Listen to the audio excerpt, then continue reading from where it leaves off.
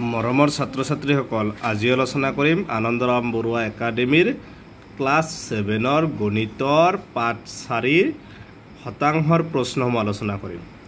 তে তোমালোকে চাবা শতাংশ এইটোৰ লেসনৰ প্ৰশ্নসমূহ আলোচনা কৰিম। প্ৰথমে আলোচনা কৰিম অনুশীলনী 4ৰ ইৰ প্ৰশ্নসমূহ আলোচনা কৰিম। 1 নম্বৰ প্ৰশ্ন দিছে তলৰ অনুপাতবোৰক শতাংশত প্ৰকাশ কৰা। যিবোৰ অনুপাতবোৰ দিয়া আছে অনুপাতবোৰক আমি কি কৰিব লাগিব শতাংশত প্ৰকাশ কৰিব লাগে। চাবা 1 নম্বৰ আছে 12:15। গতিকে এইটো প্ৰথমে তোমালোকে এনেকৈ ভগ্নাংশত বহাই ল'বা। 12টো প্ৰথমটো আগত হ'ব আৰু দ্বিতীয়টো পিছত। এতিয়া শতাংশত প্ৰকাশ কৰিলে মনত ৰাখিবা 100% সদায় পূৰণ কৰিব লাগিব। 100%। এবাৰ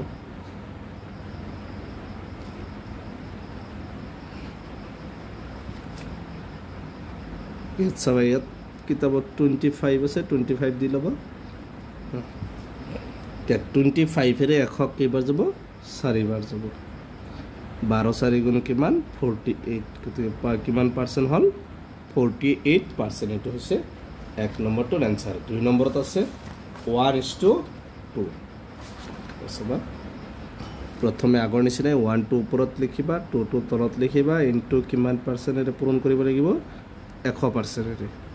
2 100 কেইবাৰ যাব 50 বাৰ। 1ৰ লগত 50 পূৰণ কৰিলে কিমান হ'ব 50 হ'ব 50%। গতিকে এইটো হৈছে 2 নম্বৰটোৰ এনচাৰ। 3 নম্বৰত দিছে 2:5।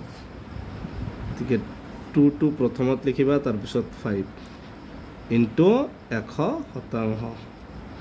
5 100 কেইবাৰ যাব 20 বাৰ। 2 20 গুণ কিমান 40%। তো হৈছে 3 নম্বৰটোৰ এনচাৰ। 4 নম্বৰ দিছে 10:9। গতিকে 10টো ওপৰত লিখিবা 9টো তলত লিখিবা ইনটু 100%। এবাৰ কিন্তু এটা বস্তু তোমালোকে লক্ষ্য কৰিবা 9ৰে এইটো কাটিব নোৱাৰে।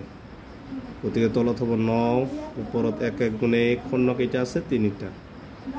এইবাৰ এইটোক এনেকৈও থ'ব পাৰিবা বা এইখিনি কি কৰিবা হৰণ কৰিও থ'ব পাৰিবা। হৰণ কৰিলে এনেকৈ হৰণ কৰিবা 9 দি 10 কেইবাৰ যাব 1 বাৰ যাব 9 1 গুণ 9। 10ৰ পৰা 9 গ'লে 0 আকৌ 1 বাৰ যাব আকৌ 1 বাৰ যাব।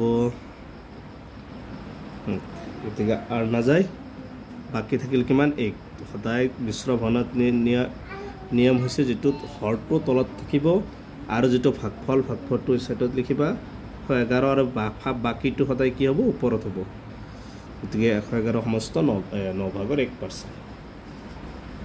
5 নম্বৰত আছে 4/3%। গতিকে 4/3% থাকিলে কি কৰিবা 100ৰে পূৰণ কৰিবা। এইবাৰ ওপৰত হ'ব 400 গুণ 400 আৰু তলত হ'ব 3ৰে এতিয়া এনেকৈ আগৰ নিচিনা 400 হৰণ কৰি মিশ্ৰ ভগ্নাংশত নিব লাগে। 3 দি 4 1 বাৰ 4 পৰা 3 গ'লে 1 0 আৰু এটা 0। 3 দি 10ক 3 বাৰ 3 3 গুণ 9। 10ৰ পৰা 9 গ'লে 1 আৰু 0 আকৌ 10ৰে 3 বাৰ 3 3 গুণ 9। 10ৰ পৰা 9 গ'লে 1 বাকী 1 আছে তলত 3 আছে 3 লিখিবা। এবাৰ ভাগফলটো কিমান 133 আৰু বাকীটো 1%। এইটো হৈছে 5 নম্বৰটোৰ এনচাৰ। 6 নম্বৰটো দি আছে 17:18। এইটো এনেকৈ বনাই ল'বা 17/18 ইনটু 100%। তলত হ'ব 18 17 1 গুণ 17 আৰু 0 কেইটা আছে 2টা। তোমালোকে মিশ্ৰ ভগ্নাংশত যদি নোৱাৰো এনেকৈ থৈ দিলেও এনচাৰটো ৰাইট হ'ব। এটা এনেকৈ থৈ দিছোঁ তোমালোকে এইটো নিজে এইটো নিচিনা মিশ্ৰ ভগ্নাংশলৈ নিবা। এইকেইটা আছিল 1 নম্বৰৰ এনচাৰ। 2 নম্বৰত দিছে তলৰ সাধাৰণ ভগ্নাংশবোৰক শতাংশত প্ৰকাশ কৰা। আগৰ নিচিনা প্ৰায় ছেমে আগৰকেইটা অনুপাতত দি আছিল এইবাৰ ভগ্নাংশত দিয়া আছে। গতিকে ছেম একে হ'ব। 1 নম্বৰত আছে 2/5। 2 নম্বৰ 3/16 এনেকৈ আছে। গতিকে এইটো শতাংশত প্ৰকাশ কৰিব লাগে ছেম আগৰ নিচিনা 2/5 ইনটু 100%। 5 দি 100 কেইবাৰ যাব 20 বাৰ 2 এর লগত 20 পূরণ করলে কিমান হবো 40 आंसर হবো 40%। এবার আছে 3/16 ইনটু 100%। 100% হতাই পূরণ করিবা 2 8 গুণ 16 2 দি 1 50 বার 2 দি 8 যাব আকৌ 4 বার 2 দি 50 25 বার তলত হল 4 আর উপৰত 3 লগত 25 পূৰণ কৰলে কিমান হবো 75/4%। এটা মিশ্ৰ ভগ্নাংশ দিব পাৰিবা বা এনেকে থৈ দিলেও হ'ব। 3 নম্বৰত 5/4 5/4 ইনটু 100%। তো ডাইৰেক্ট কাটিব 100 দি 4 দি 100 কেইবাৰ যাব 25 বাৰ 25 5 গুণ কিমান 75%। এটো হৈছে 3 নম্বৰটোৰ आंसर। 4 নম্বৰত দিছে 2 সমস্ত 1/4। তো এইটো প্ৰথমে তোমালোকে মিশ্ৰ ভগ্নাংশটো ভাঙি লবা তলত 4 আছে 4 হ'ব 4 2 গুণ 8 8 1 9 ইনটু কিমান পার্সেন্ট 100%। 4 দি 100 কেইবাৰ যাব 25 বাৰ 25 ৰ লগত কিমান পূৰণ 9 পূৰণ 25 পূৰণ 9 9 5 গুণ 45 9 2 গুণ 18 18 4 22 225%। তাৰপিছত 4 নম্বৰ 5 নম্বৰ 1/3 1/3 ইনটু 100% বা 1 1 গুণ 1 দুটা 0 0 তলত 3 এটো তোমালোকে হৰণ কৰি দিব পাৰিবা বা এনেকে থৈ দিলে হ'ব। যেটো কৰ এই হৰণ কৰিলে মই আৰু এটা হৰণ কৰি দাও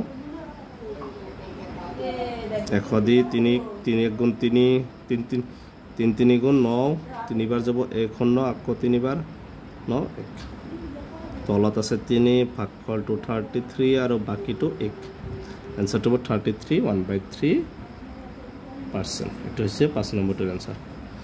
6 নম্বৰ 1/10 ইনটু 100%। 10 দি 100 কেইবাৰ যাব 10 বাৰ 10 1 গুণ 10 आंसरটো হ'ব 10%। গতিকে এটা আছিল 2 নম্বৰৰ आंसर। 3 নম্বৰত দিছে তলৰ দশমিক ভগ্নাংশবোৰক শতাংশত প্ৰকাশ কৰা। এবাৰ আমি দশমিক সংখ্যাকেইটাক শতাংশত প্ৰকাশ কৰিব লাগে। এক নম্বৰ হৈছে 0.03 এটোক আমি শতাংশত প্ৰকাশ কৰিলে কি কৰিবা 100%ৰে পূৰণ কৰিব লাগিব। এটো তোমালোকে মনত ৰাখিবা। এতিয়া চাবা এটা বস্তু এটো দুটা নিয়মত আছে। এটো 100ৰে হৰণ কৰিলে আনসাৰটো ওলাই বা পূৰণ কৰিলে ওলাই। পূৰণ কৰি দিবা তো সহজ বেছি ডাইৰেক্ট। যদি ইয়াত দুটা শূন্য আছে ইয়াত কেই ঘৰ আগত দশমিক আছে 2 ঘৰ মানে দশমিকটো উঠি ডাইৰেক্ট যেটো সংখ্যা থাকে সেই সংখ্যাটোই आंसर। ইয়াত সংখ্যাটো কিমান আছে 3 আছে आंसरটো হ'ব 3%। তোমালোকে এনেকে মনত ৰাখিবা। তাৰ পিছতটো আছে 0.35 0.35 ইনটু 100%। 100%ৰে গোটেইকেইটাক পূৰণ। ইয়াতো দুটা শূন্য আছে কেই ঘৰ আগত দশমিক 2 ঘৰ আগত দশমিক। গতিকে দশমিকটো উঠি ডাইৰেক্ট সংখ্যাটো হ'ব। সংখ্যাটো আছে কিমান এবাৰ 35 आंसरটো হ'ব 35%। 3 নম্বৰত আছে 0.1 ইনটু 100%। এবাৰ চাবা এবাৰ কেই ঘৰ আগত দশমিক আছে দশমিকটো কেই ঘৰ আগত আছে 1 ঘৰ আগত আছে। গতিকে 1 ঘৰ আগত থাকিলে তো আর দশমিকটো উঠি না যায়। গতিকে ইয়াত কি আছে 1 ইয়াত শূন্য কেইটা আছে দুটা কেই ঘৰ আগত দশমিক আছে 1 ঘৰ 1 ঘৰ আগত দশমিক থাকিলে এটা শূন্য উঠি যায়। উঠি গেলে কেইটা শূন্য থাকিলে আৰু এটা শূন্য থাকিল। গতিকে কিমান হ'ব 10%। এটো হৈছে 3 নম্বৰটোৰ आंसर। 4 নম্বৰটো দিছে 1.45 1.45 ইনটু 100%ৰে গোটেইকেইটাক পূৰণ কৰিবা। যেহেতু আমাক 100% শতাংশত প্ৰকাশ কৰিব দিছে। গতিকে এইটো চাবা দুটা শূন্য আছে 1 2 2 ঘৰ আগত দশমিক আছে। দশমিকটো উঠি ডাইৰেক্ট কি হ'ব 145%। দশমিকটো উঠি যাব 145%। 5 নম্বৰ দিছে 5.25 5.25 ইনটু 100%। এবাৰ চাবা দুটা শূন্য আছে 2 ঘৰ আগত দশমিক দশমিক উঠি যাব ডাইৰেক্ট কি হ'ব 525%। এবাৰ আছে 0.003 ইনটু 100%। এবাৰ চাবা এবাৰ কিন্তু 3 ঘৰ আগত দশমিক আছে। আমি 100ৰে পূৰণ কৰিছোঁ। গতিকে 100ৰে পূৰণ কৰিলে তো দশমিকটো উঠি না যায়। গতিকে ইয়াত 3 ঘৰ আগত দশমিক আছে, দুটা শূন্য উঠি দুটা শূন্য আছে, মানে 2 ঘৰ উঠি যাব, উঠি গ'লে কেই ঘৰ আগত দশমিক হ'ব, 1 ঘৰ আগত দশমিক হ'ব। গতিকে আনচাৰটো হ'ব 0.3%। বা তোমালোকে এইটো এনেকৈ কৰিব পাৰিবা 0.03/100। দুটা শূন্য আছে, মানে 2 ঘৰ আগত দশমিক হ'লে 1 ঘৰ আগত দশমিক হ'ব। এনেকৈ কৰিব পাৰিবা গোটেইকেইটা। গতিকে এইকেইটা আছিল 4ৰ 1 2 3 4ৰ 1 2 3ৰ আটাইকেইটা কুৱেশ্যন সমাধান কৰা হ'ল। আজিৰ ভিডিঅ'টো এইখিনিয়েই। ইয়াৰ পিছৰ ভিডিঅ' 4 নম্বৰ প্ৰশ্নৰ পৰা আলোচনা কৰিম।